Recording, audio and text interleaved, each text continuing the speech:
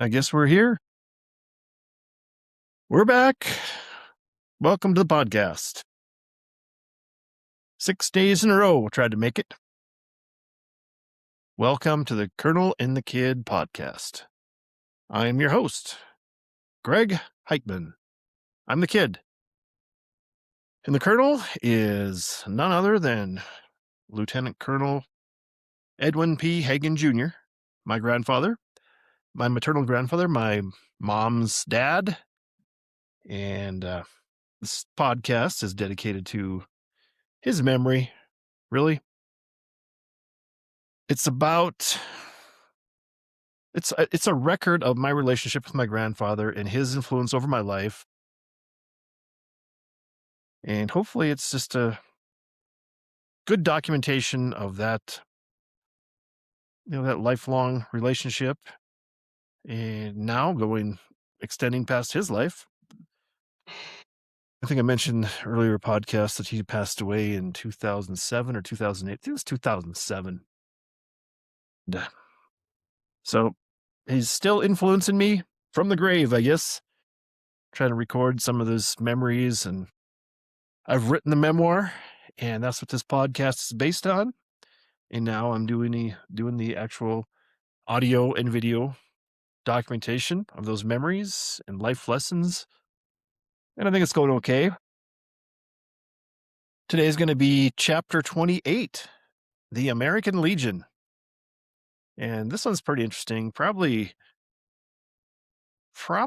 not well known by a lot of people, but the people that do know of it think well of the organization. So I will leave it there for now.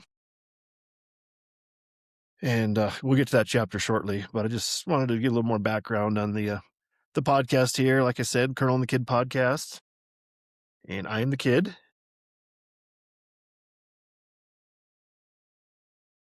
One of the things that I've talked about repeatedly is that this is my kind of like my psychotherapy, or just a psychoanalysis of myself, which is probably violating the canon of ethics of psychology, just analyzing yourself and documenting it.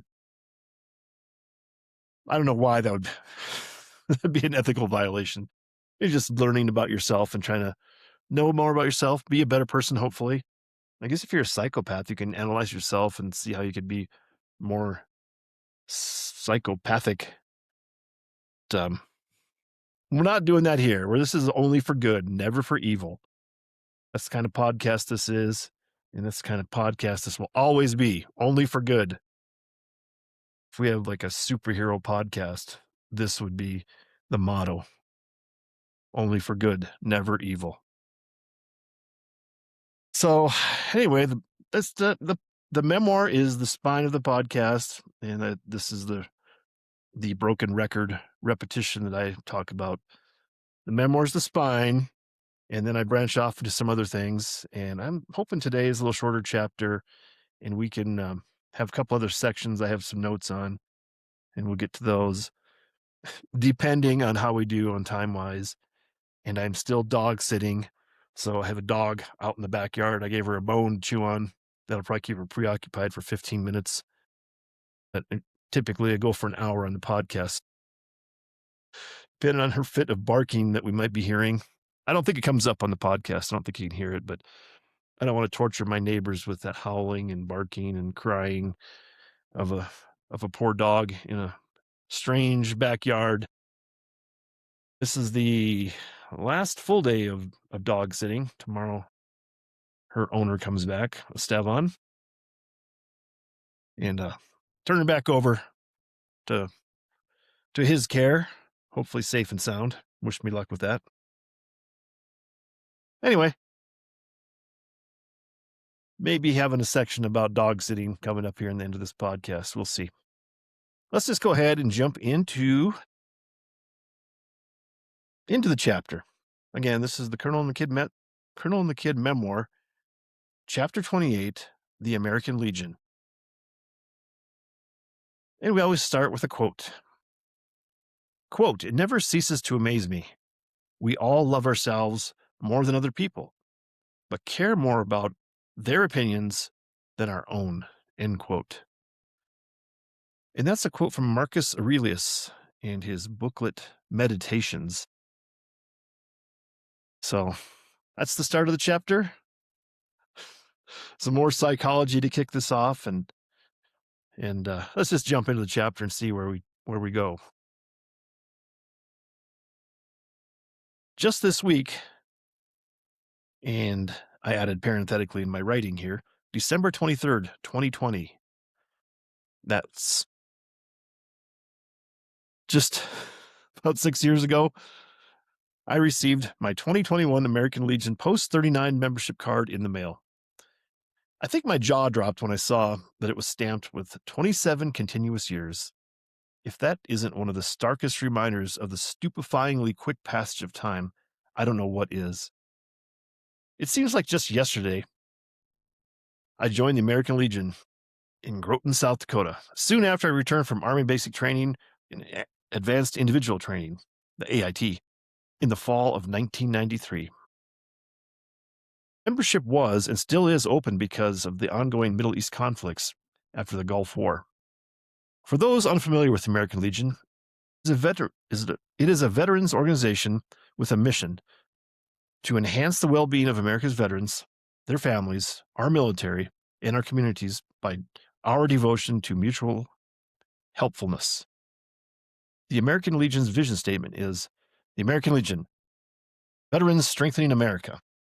And we have the first photo of the chapter. I don't think there's very many photos compared to some of the recent chapters. But here's the first one. And I'll read the caption, then talk about it a little bit and describe it. Photo of my 2022 American Legion membership card. I lost my photo of the 2021 membership card I had, so here's the 2022 card indicating 28 continuous years of membership. So it's just a little picture of the card for your wallet, and it's signed by the post commander, Groton, South Dakota, their post 39, and then I signed on the bottom too. It's got a little emblem of the flag on the left corner and the American Legion symbol on the right corner, and this membership card 2022 American Legion. Veterans Strengthening America, it says on there. Then South Dakota, post 39, and my membership number, and in the background, and it's the picture in that the card is on it's the National World War I Memorial, Washington, D.C. So anyway, that's a little description of it. Back to the chapter. Grandpa was a member of the Otto Quande Renville American Legion Post number 50 in Siston, South Dakota for over 50 years. Now, I'm about halfway there when it comes to following in his footsteps. This is just another example of how I wanted to be the kind of good man Grandpa was, and replicating his activities could maybe, just maybe, lead me down the right path. As I look back, there was something missing for me. Maybe I felt inferior in some respects, and mimicking Grandpa would somehow reveal the Tao, the way for me. I mentioned Ducks Unlimited and my membership in that organization for many years, just like Grandpa. Add the National Rifle Association, the NRA, to that list. Grandpa was a life member, and I've been a life member since about 1994. It's a goal of mine to finish this memoir and submit the manuscript to the NRA's hunting magazine and to the American Legion magazine for consideration of publishing a chapter or two, and maybe getting a mention/endorsement of the memoir from those organizations. I think for me, that would define a measure of success. My grandpa's memories memorialized in a national publication that were significant to him and to me. Maybe osmosis would turn me into the person I envisioned Grandpa was. I don't think it works that way. My efforts haven't been the best. I have to admit that I've been pretty much an absentee member of the American Legion. The best evidence of this is that I haven't lived in Groton in over 21 years, yet I'm still a member of that post. Grandpa, on the other hand, was a post commander for a time, and most significantly in my mind, he was a founding member of the Black Hawk drill team. And here we have the second photo. And I'll read the caption and describe. The caption reads, "Photo of Grandpa with the Black Hawk drill team at Fort Siston, circa 1961." And this is a black and white photo of the Black Hawk drill team. They were like a flag honor guard, I guess. Basically, that was the main thing. But they did marching competitions across the state, and they were sponsored and functioned out of the American Legion in Siston, South Dakota. And this is a picture of taken up at the Fort Siston State Park, and I don't know, it's probably like about 15-member troop. They have guns and a flag, and my grandpa in this photo, I think he's over in the far left, and a lot of the members of the group are obscured, and the leader of the group is actually grandpa's brother, Curvin Hagen. And he was actually in the Marines and served over in the Pacific Theater during World War II. And I think he was in some big skirmishes over there with the Marines. I don't know if he was in, not sure if it seemed like he might have been in Iwo Jima or other islands over there. There's many, obviously many islands, but in the island hopping campaign to try to win the war against Japan in the Pacific Theater. But he's the leader of the troop, and Grandpa was a founding member, and they have and I should describe, they're all in uniform. They have this is a black and white photo, but it was like a dark navy blue, black, almost black, long sleeve shirt and pants and black boots and black, kind of like a cowboy hat with a gold braid around the hat as a hat band.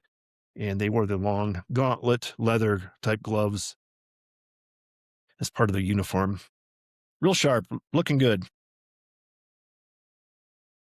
And we'll get back to we'll move on to the next photo. There's another photo here. I'll read the caption and then describe it. Photo of Grandpa and drill team presenting colors at Metropolitan Stadium for a Minnesota Vikings game. On the back of the frame photo, Grandpa had inscribed in his military penmanship, "Bloomington Stadium, Blackhawks with Northern State Marching Band. Viking game with San Francisco 49ers. Vikings won." And so it's another black and white photo, and it's got like the U.S. flag, and then I think the American Legion post flag on there, and it's probably, I don't know if it's as many people, maybe it's a little less, maybe it's like 10, 12 members of the Black Hawk drill team. And Curvin is front and center leading the troop, and I don't see my grandpa. Some of the faces are obscured in this photo. It's sort of an action photo where they're still getting into formation, stepping into formation to bring the color guard and display the United States flag for the national anthem before the football game. So, but they're in their uniform, and then behind them is the Northern State Marching Band, great big, huge, many-member band. And then behind them is part of the stadium and the bleachers for the football game. It looks like a pretty good crowd. There's some empty seats up in the upper deck of the two-tiered stadium. It's not a stadium like the modern day huge, gigantic arenas and stadiums for playing NFL football, but I don't have a year on this. It's got to be mid 60s, I'm guessing, when they're at the height of the Black Hawk drill team. So I should do some research and see if I could come up with the schedule, because they don't play the 49ers very often in just the rotation of their the schedule for the Vikings. So I could probably track that down, especially since they won, and include that information on this photo. But anyway, good photo. It's very crisp, very professional, just like the previous photo, very crisp and professionally taken. Glad I still have those memories, and now I have them electronically too. So even though I don't know where these actual framed photos are right now at this very moment, I have electronic record of them for the memoir here. So makes me feel good that they're preserved. And I'll add these photos to the video podcast via the YouTube video, which I'll post along with the audio like I usually do. But back to the chapter. The Black Hawk drill team participated in many public events, presenting the colors for the national anthem. Grandpa was a full participant in the American Legion, which is not surprising. In any undertaking Grandpa chose, he was all in. There was no half measure. There's no doubt that Grandpa was more social than I have ever been. I'm a loner. That's not a surprising admission. I like being alone. It's a great attribute for being a writer. Being by myself, sitting in front of this computer, it's comfortable for me. For God and country since 1919. That is the motto that appears on the American Legion magazine. And by coincidence, my latest edition arrived in the mail yesterday. And here we have another photo. And it's a photo of the American Legion magazine. And I'll read the caption here and then try to describe.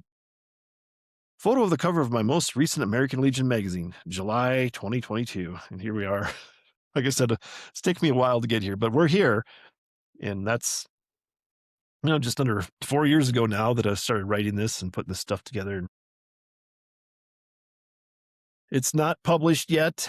And, it's going to be semi-published, audio and video published, but it's not going to be available in any written form quite yet, because this is part of volume 2 of the memoir. We have the volume 1, chapters 1 through 20, and this is going to be volume 2, 21 through 40.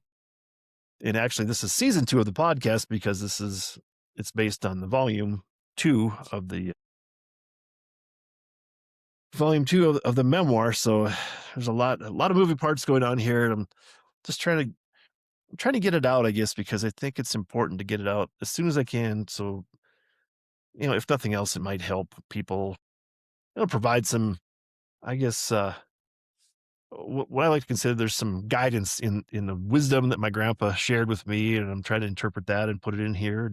Maybe it's more like a self-help book in some ways. That's what I kind of think about when I'm working on this, that this is something useful. So that's sort of my idea of why I'm hurrying along, getting these podcasts out there so that they can be enjoyable, but actually have some informational use too. So infotainment. I don't know if I've said that before, but that's what I always like to think of as the stuff I work on. It provides some historic background as well as provides some entertainment. So that's information and entertainment, infotainment. Pretty good combination. Anyway, let me describe the photo here. This was a weird one because this is at the height of wokeness, I'll say it. And this American Legion magazine had a big headline on it saying "Historic Command, USS Constitution's place in today's Navy." And what it is, it's the USS Constitution, which is actually still a commissioned Navy ship, but it's the USS Constitution, that old sailing ship with sails and stuff. And on the cover of this American Legion magazine at this date in July 2022, this magazine has a price tag of $2.50 on it. I should mention that. But it's got the picture of the rigging and the mast, a partial view of the mast. The sails aren't up, but they have the new commander of the sailing ship. And I guess the historic command in this situation was that it was a woman was taking over command of the ship. And I have nothing against women, but I do think that making everything about race, sex, or anything, and having to make any sort of I guess notability about it, it just rubs me the wrong way that we have to have everything equal and everything percentage wise divvied up properly. And that was part of the wokeness. And I think that's going away. I think it's more, we're trying to get back to the more of a meritocracy where it's like, how qualified are you to do something and how competent are you? And I thought about changing out this cover and I thought, no, I'm gonna leave it in there and make a comment on that because it's just, it's just so so bothersome to me that this is something that we had to go through. We're trying to make everyone equal. We're not equal. I mean, there's differences and everybody's different. That's the whole beauty of being a human being, I guess, and being able to enjoy life as different people. Because if everyone's the same, it'd be pretty darn boring. If everyone did the same thing, said the same thing, looked the same, sure wouldn't be living. But anyway, I'm gonna get off my soapbox. I probably said way too much there, but uh, I mean, this just goes to show you that nothing, nothing is immune to the whims of, I guess, of the current fad and popularity of things. That the wokeness at the time, it was just so bad. And I think we hit that peak wokeness. It's come down, and we're back on a better track.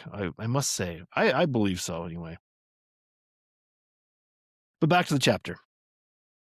It's not like I have had the best relationship with the American Legion my whole life. The fact is that I was only peripherally familiar with the Legion until 1987, my senior year in high school.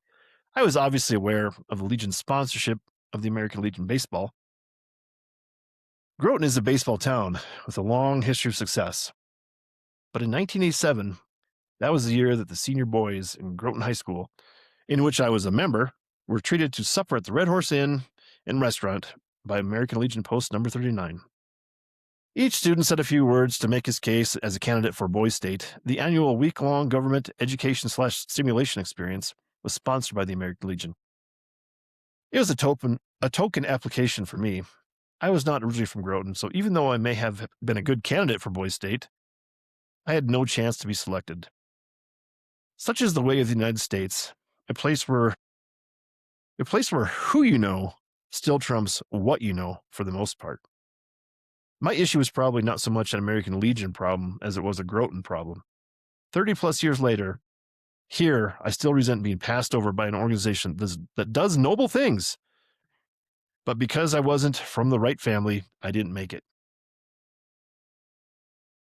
That's one of my goals in retirement, to carve out time and dedicate efforts to advancing the goals of the Legion, including reviewing how candidates for Boys State are selected, especially from small towns. The quote by Marcus Aurelius to start this chapter sums up a lot of the psychology I like to research and reflect upon in an introspective manner.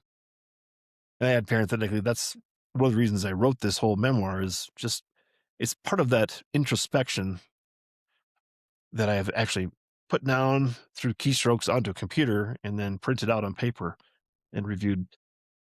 So apparently, it is in our human nature to worry about what others think. I think that is a fair statement. All our brains do during waking hours is compare things. Everything is relative. What our experiences has been up to this point in our life is stored in our brains, and it tells us through comparison what we can expect with each new encounter based on what happened to us in previous similar situations. It is so cool to think about. It's probably why I, along with most of the population, have some anxiety. We just don't have enough stored memories to recall when faced with a new situation and compare successes and failures in how to address the latest challenge. Again, it's wisdom, and that can only be accumulated with time. Wisdom is a differentiator in how you go about and make decisions. I add parenthetically. There's that tricky time element that comes into play. It's been years since my grandpa passed away, enough to let me put some order to my thoughts and record them. And I'm going to add as an aside here, this is maybe just a partially captured thoughts that I have about thinking in general and how do humans function and how do we go about our business. There's so many distractions in life. We have to filter out things. That's how the brain is a comparison machine or filtering machine, trying to filter out all the things that are not important and how to make sure that we're, basically keeping ourselves alive, but then be able to enjoy things and build things and make things better and continue on. So there's so much stuff that you have to do all the time and think about that can become overwhelming until your brain is trained and efficient enough to know what's important and what is not. So it's really fascinating to me to start thinking about these things and how personally I've done things myself to try to, I guess, fast track or make more efficient how I approach things and how I think about things. And ultimately, I think that's the idea that this is why I consider this a self-help book of how to even discuss things and tell other people about these shortcuts to their own life that they don't have to go through some of the difficulties, how to filter things through their mind and just be responsive to, what was it, the Stephen Covey's idea of first things first. I can't remember what that book was, but that's the idea of uh, his self-help book of, first things first and how you go about living your life, prioritizing things, and, you know, I guess looking towards family first, I guess, and that's your priority in life for the most part is trying to make sure your family's safe, healthy, educated, propped up, getting better. And I guess that's sort of my own idea of how this chapter even came into being, of how the American Legion, that's the goal of making a better country, I guess. And it's sort of a unique sector nowadays, especially because there's fewer and fewer military veterans. At the time the American Legion was started, it was World War One, and there was, a significant number of veterans went over to Europe and helped fight the Germans that first time in World War One. But after World War Two and during World War Two, it was I don't know what the exact number is. It'd be interesting to do some research on that to see what the population of the country that was actually veterans at the time. And it's gotten to be fewer and fewer. There hasn't been a draft since what, Vietnam, and I think the draft is completely over. We have a complete volunteer army now, and I don't think there's probably just over 1 million soldiers and military members, less than 2 million, I'm pretty sure now. And that's just a tiny fraction of the population. We're probably at 340 million people in this country, and there's just fewer and fewer veterans. So I think that's one of the things that this chapter represents to me is how do we psychologically consider being an American and try to make America better and serving your fellow humans, serving your fellow Americans. Anyway, I'm getting a little digression there, but a worthy topic. I think this would be a good chapter again to review at some point and with someone else and just bounce ideas off, and look forward to doing that in the future at some point when I refresh these things and go through, and I'm going to try to summarize the lessons for each chapter that Grandpa has tried to impart and how I try to capture them in each chapter and then share them with others. So, more to come on that, but we'll continue with the chapter here. And I have this is a really cool picture, I think.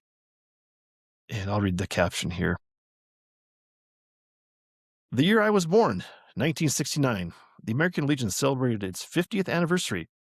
Special whiskey decanter was commissioned by the American Legion to honor the milestone. And I have a little picture of this decanter, and it's got the 50th anniversary, and it's got a picture like I don't know if that's like a Revolutionary War soldier, and then like a modern Air Force airman on the side, and it's got American Legion 50th anniversary by J.W. Dant, Kentucky Straight Bourbon Whiskey, 10 years old. And it says it's spelled whiskey, which really catches my eye off guard. I think typically I'll spell whiskey Whiskey, but I think it's the way it's spelled on the bottle, the label, it's Wisky. There's no E in it. And it looks weird to me. So I'd point that out just for the record. And Maybe it's a typo on the label, and then I copied the typo in the caption, but I don't know. I think I I believe that it's acceptable both ways. I think I did some little research on it because I was not sure when I was first typing this up. So, but in this occasion, we're going to accept it as whiskey, Whisky. But back to the chapter and keep pushing forward here. Like I have mentioned, I didn't have the conversations that I would have liked to have had with Grandpa. I would have loved to have had the sense to ask more advice from the wise man. I sit here now and speculate what his response might have been to these words, and even my conscious efforts to follow his footsteps. I imagine Grandpa's advice would have included telling me to live my own life. It makes me laugh because I have I have a memory from my niece, Shayna, all of 10 years old at the time, providing some great life advice to me a few years ago. Although I think it was said in a smart aleck response, she told me, "You do you." And I still think, wow, out of the mouths of babes, you can get the uncorrupted truth. It stuck with me. It's spot on. A person has to live his or her own life, run their own race. Even if I tried to mirror Grandpa's formula for life, it's not going to match. My amateur psychology aside, I've done okay. And here, I have another photo inserted. And this is I'll read the caption and try to describe it here. It's Grandpa on the right and an unnamed Blackhawk drill team member show off the victorious hardware from another winning performance circa 1966. And they're on a porch someplace and they're getting their photograph taken with a couple. They each have they're holding a trophy, pretty big trophy in their hands, and they got their gauntlets, their gloves, their long leather gloves in hand. And I think Grandpa's actually, he's got a cigar he's smoking in his right hand, helping hold the trophy, but they're in their Black Hawk uniform. They're dark navy, it's almost black. It may be black. It probably is black because it's Black Hawk drill team, but it may have been navy. Not sure. Yeah, I'm pretty sure it's black because I think I actually have Grandpa's hat someplace, his Black Hawk hat. But they have their uniforms on and they have the yellow.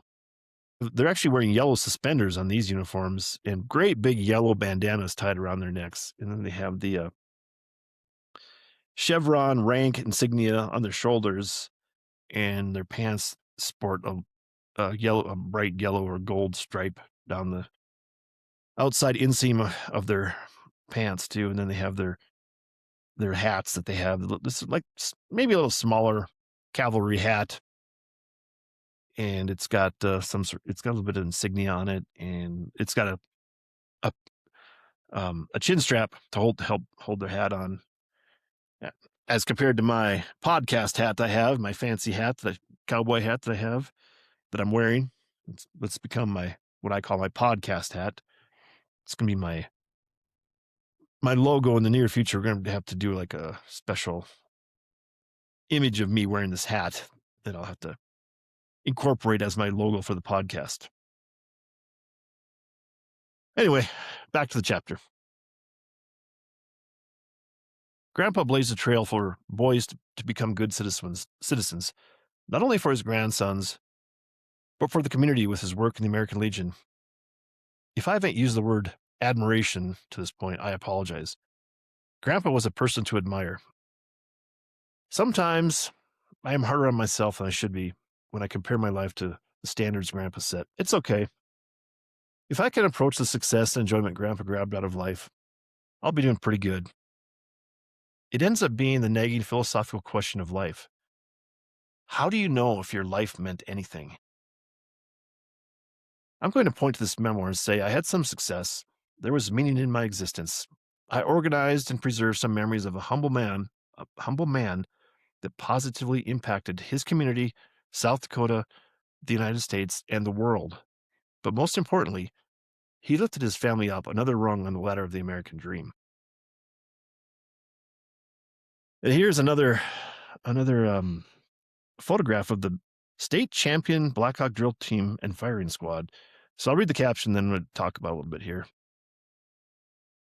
4 years running, state champions, the Black Hawk drill team and firing squad. The photos of the Black Hawk drill team harken me back to my life in officer training school. Part of our graded requirements was to lead a squadron of troops in marching drill. There was an area with boundaries and 2 other squadrons you had to avoid while executing a mandatory list of commands. With a little practice, everyone in my squadron was able to take their turn leading the group, acing this portion of the leadership exam. I had this is a colored photograph, nice color photograph, professionally done, it looks like. And it's got the old label maker that used to like adjust and then press the button and put each letter in there, and then you'd cut it off and then peel the backing off, and it'd be sticky and you could stick it on here. That's still on there. It's a state champion drill team and firing squad, 1961, 1962, 1963, 1964. Quande Post, 50, American Legion, just in South Dakota. And I think it's Otto Quande. I don't know if I'm saying that right. It's Quande, Quande or Quand. And then actually they added a third name, Renville, to that post. So it's Otto Quande, Renville Post 50, American Legion. And so I don't know how many members they got. 1, 2, 3, 4, 5, 6, 7, 8, 9, 10, 11, 12, 13, 14, 15, 16, 17 members of their Black Hawk drill team. And I'm looking for Grandpa. I think he's there in the top bleacher, far right. I believe that's him. Not going to swear to that. It's kind of a small photo. I'm not going to try to zoom in. But they're on like a stage. It's indoors, and they have little bleachers, a little platform set up to be able to take the photo, and you can see everyone's face clearly. And they got the flag bearers, and Curvin is squatting down. He's got a sword. He's the troop commander. And actually, in this photo, they actually have somebody with a drum, like a drummer boy. He looks like a really young kid. Maybe that was a special edition for this picture and for some of their performances, but pretty cool photo. I don't remember seeing this photo until recently when I was putting this together a couple of years ago. This came out of my mom's collection of records and stuff that she had, and then I discovered a lot more stuff that she had that I'd never been aware of. And there's probably even more that I don't know and would probably enjoy seeing. And even my mom's sister Kathy, I think, probably has stuff that I would enjoy seeing and would like to get a hold of too at some point. Not get a hold of it and keep it, but just to be able to look at it and take pictures of it and record it for the history, my own history of record keeping and putting this memoir together. Anyway, let's finish up the chapter and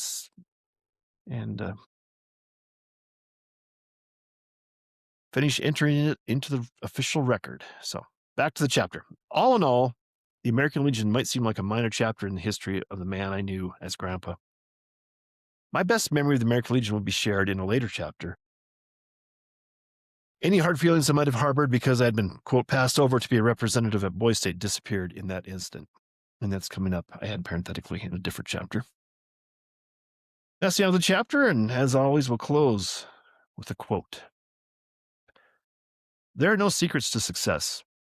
It is the result of preparation, hard work, and learning from failure, end quote. And that's a quote from Colin Powell, former U.S. General Secretary of State and National Security Advisor. And he was a major leadership figure in the Gulf War. And I think just a great leader overall. I remember I read his autobiography. It was very interesting to me. I think it was sort of a telling, going back to some of my criticism of wokeness here, but this was pre-woke, before woke was even a thing. Colin Powell was an African-American man that rose up to the highest ranks of the military and some high-ranking political appointee positions as National Security Advisor to George W. Bush, president at that time during the second Gulf War. And he had an interesting upbringing, and I think it's a credit just to America that Colin Powell, a man from very modest means in life and a minority, could rise to where the position you know, he ascended to. It's it's a great American story, and I'll leave off there. I'll end the chapter on that note, and we'll happily have it in the record after this. And we're 40 minutes into the podcast, so I feel like I have some time to talk about a couple things that, you know, I have recurring segments in the podcast. I haven't had that last couple days because there's been some longer chapters, and this was a little shorter one. But get a drink of water. Move on. So I don't know what I did with the book, but there's the poster. That poster's coming down. We're gonna get a new poster up for tomorrow's podcast if we have a podcast. I'm hoping we can have a Saturday podcast with Garrett and AJ, the crew, the football crew, and we can do our Super Bowl picks. If nothing else, if that doesn't happen, I will say unofficially right now, officially, I'm picking the Seahawks to win this game very comfortably over the New England Patriots, and it will just be uh, mwah, chef's kiss, as I like to indicate, of the salt in my wound of the Minnesota Vikings letting Sam Darnold, the quarterback for Seattle, just go off as a free agent to join Seattle and lead that team to the Super Bowl. And my oh my, what could have been for the Vikings if they would have put the franchise tag on him or signed him as the quarterback. Maybe we'd be looking at the Vikings winning the Super Bowl. But I think we're gonna be looking Sunday evening, Seattle led by Sam Darnold, former quarterback for the Minnesota Vikings, Super Bowl winner. That's that's my prediction. And the salt is going to just rain down all over me, and it's going to be rubbed into my gaping wound of torture, and just massaged in there, and just last forever as scar tissue in the NFL uh, annals of history for me. So there you go. Hopefully, we can talk more in depth about that tomorrow with the crew, but I'll leave it there for now. One of the things I wanted to bring up, and this is talking about, I've been careful, and I've minimally talked some politics in this podcast, but this is what I wanted to bring up today because I listened to a podcast that, for the most part, 99.9% of the time avoids politics at all. It's a Tony Kornheiser show, and Tony Kornheiser was he's on on Pardon the Interruption, the PTI show with his longtime friend Mike Wilbon, and they do kind of a sports rundown and talk about the topics of the day. And if you've ever seen it, then you know the gist. But anyway, I've been listening to Tony Kornheiser on the radio and on his podcast since probably 1997, 98. It's that time frame. So we're getting close to 30 years. And he's been very delicate. I mean, he's very liberal. He's that age where grew up as a hippie in college in the 60s and stuff like that. But he's very careful about talking politics because it alienates so many people.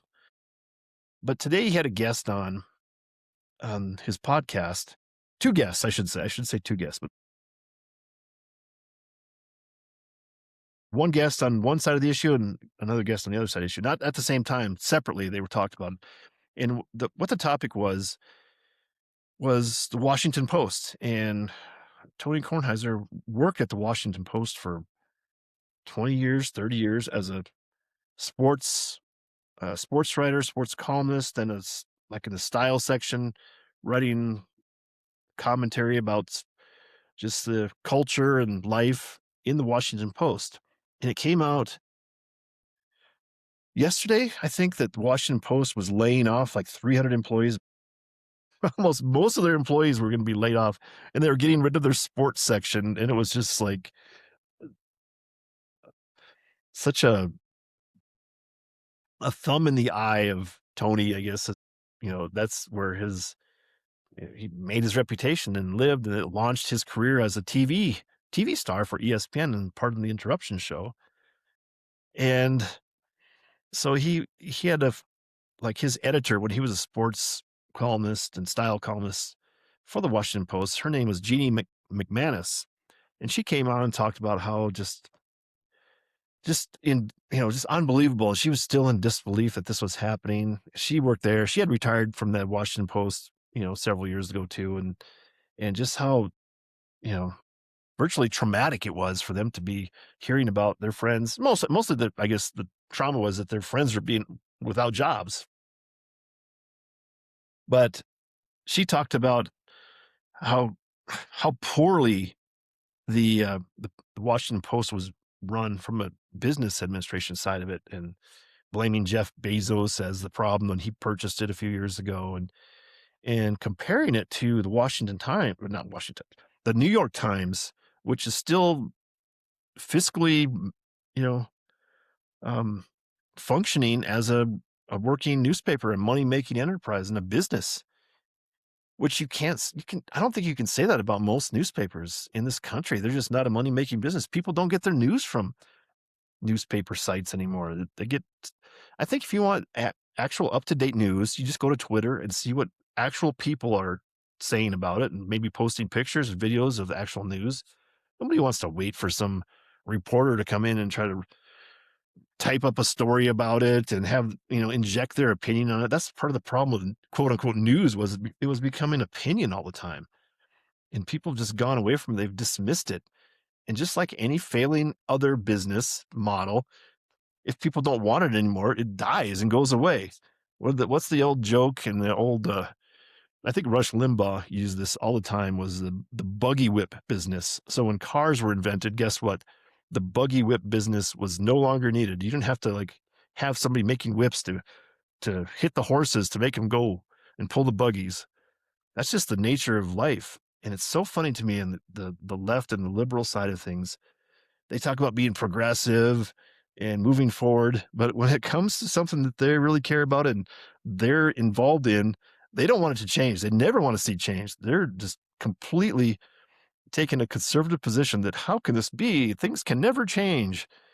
And it's disgusting to me to hear these people talk about it. So Jeannie McManus was talking about from the business side of how it was modeled, New York Times, and then vice versa was Jason LaCanfora, who is very respectable sports columnist that worked at Washington Post, and he's done other things. He worked for CBS Sports. He's an NFL expert guy, I guess, and he comes on there. he, he blamed Trump. This is everything's Trump's fault, like Donald Trump caused this to happen. That Washington Post is laying off the people. It's like, good Lord, this is the Trump derangement syndrome at its height. The height of him. It's just embarrassing to have this guy, a sports writer, come on and say that this is Trump's fault. It's like, why would you even open this can of worms for discussion on the podcast? I blame Tony Kornheiser for letting him go, giving him rope like that to talk about it. It's just ridiculous. An embarrassment of, I guess, just ignorance. That's what I should say. And Jason LaCanfora, I've enjoyed his commentary. He's been a recurring guest with Tony Kornheiser on the podcast for many years, but I just have zero respect for him that he can't control himself and not talk about that. It's just such an inane fashion. It's just unbelievable. And then so I wanted to put underneath that the caveat of politics here too that came up. And this is exactly why the Washington Post and all these news outlets and all these professional mainstream longtime news organizations, the news media, that's why they're failing. And it came out today that there's an actual story that I saw that Trump had talked to Chuck Schumer about releasing $16 billion in funds for transportation. 16 billion. Now we're talking about 16 billion for New York City and New York in transportation funds. They're being held up, I guess, by the president or in government for whatever reason. but the report was that Schumer, he said he would help release the funds if Schumer assisted in renaming Dulles Airport in Washington D.C. To with the Trump name in there somehow, and then Penn Station, I guess, in New York City, the Penn Station with the rail station there. If he would change it to somehow Trump related name, and these were undocumented sources reporting this story. These are news stories. If you Google it, there was multiple stories about this, multiple source stories, but unnamed sources, and it's just people talking about this. This is what Trump said. He wanted to basically blackmail Schumer into renaming these famous sites, airports, and transportation places after Trump. And it's like I can just picture that Trump said was making a joke or kind of mocking it, saying, "Yeah, you scratch my back, I'll scratch yours. All I want is my name on these things." And it was probably facetiously said, or possibly, maybe it wasn't said at all, or maybe even if it's true, what difference does it make? I mean, is that something that we have to worry about? It's going to be earth shattering that Trump wants his name on stuff. Yes, that's what he's done his whole life. Trump Tower, Trump Casino, whatever it was, that's what he's done. So, I mean, it's just hilarious to me that this is actually stories in the mainstream media. And this is why we can't have nice things. And you know, we're a failing country, in my opinion, much to the chagrin of the American Legions trying to make this country, prop it up with good citizenship and everything else. Yeah, we have politicians and news media that just, I guess, virtually just hate the country. Is that what it is? Wanted whatever Trump does, they have to take the opposite position for some reason. I don't understand it. I will never understand it. Then, if things are good, why can't they be reported as good ideas and good measures to be taken, whether it's from a Democrat or Republican? If it's good, it's good. So anyway, I will stop there with the any political soapbox there. But it's just frustrating for me to hear this stuff on podcasts that I enjoy listening to, and hearing just this ignorance being spewed left and right, ruining my day, ruining something I enjoy. So anyway, I have one more section here, the temporarily recurring section. I think I mentioned it, that I've been dog sitting Estevan's puppy dog, and it's half husky, half pit bull, but it's not very big. She's a small, medium-sized dogs. I mean, way smaller than a lab, but been a pretty good dog overall. It's been a lot of work because she barks a lot. If she's got like anxiety separation. I think this is my backyard's a new territory, so it's kind of scary, and she hears noises, and if she can't see me and look through the patio window, and she can't see me right now because I'm in the podcast studio, so she's barking right now. So it's been just about 55 minutes on the podcast, and she started barking about 30 minutes ago at something. I don't know. My neighbor's probably out in his shed doing something because he does some glass artwork, and she probably doesn't like the noise from next door. She's probably barking at that. But anyway, I guess Esteban has her trained pretty good to where he doesn't use a leash. He just keeps her, at heel, and he's got a training collar that beeps, and I guess it has electric shock too. If she just doesn't mind, if she's not minding, but she'll respond to the beeping of that collar, and I've been using that, but I don't trust. I'm just not faithful in her being able to just be completely obedient to that collar. So I've been keeping her on a leash when I walk. I'll take her off the leash, but if I see someone coming with another dog, especially, I'll get her to sat down and put that leash back on her. And she just can't take it. She just goes crazy when she's on the leash and there's another dog. And it's so hilarious because she'll like hunker down. She'll get way down on her belly, like she's hiding, and she's gonna like pounce on the dog that's coming up the trail. And I have to like really hold on to her tight because she's a very strong dog, even though she's smaller. But man, and she just will start growling and barking at those dogs. And today she did. I think I got a picture of it. I don't know if I could put that up on the podcast. I got a picture of her hunkering down like that. I think I got it. Uh, Yesterday it happened also, and I met this lady and walking in the arroyo in the desert. If you're not familiar with arroyo, that's like a dry riverbed.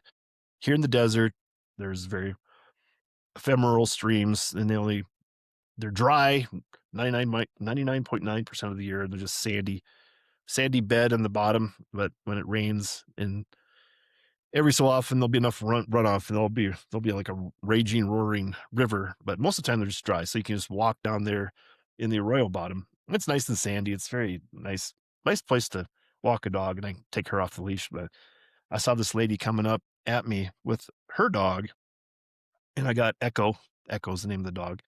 Got Echo back on her leash, and so the lady said, "Oh, that's a very beautiful dog." And of course, I always say, "Thank you," like I had something to do with it.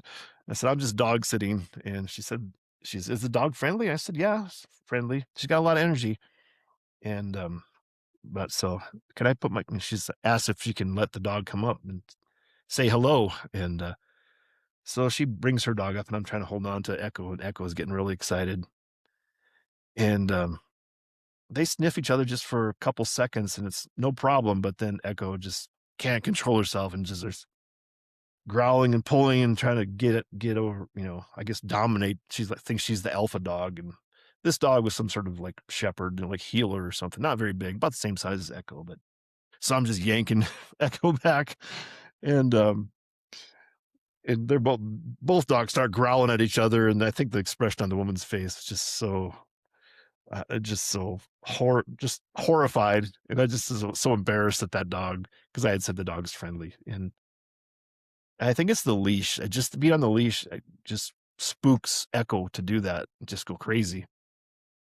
So anyway, that was when that when they started growling at each other and barking and trying to get after each other. I just had this vision in my mind. It's like I can just picture Mike Vick coming out of the bushes and like throwing money down, trying to bet on the dog fight that's about to take place, and just like it made it made me laugh to myself at my own joke with the Michael Vick dogfighting joke, but that's because that's a blast from the past. Mike Vick, dogfighter, jail time. So anyway, good memories from the dog sitting blues. Good time, good time taking care of Echo this week. She's barking like crazy right now, so I'm probably gonna have to wrap this up, and I can save maybe some other stories for the future recurring segment of dog sitting capers. So anyway, that's it. We're gonna get right in about right at an hour, and hopefully be back tomorrow. Get the 7 days straight, 1 week straight of Colonel and the Kid podcast. But in the meantime, I'm just gonna say see you later.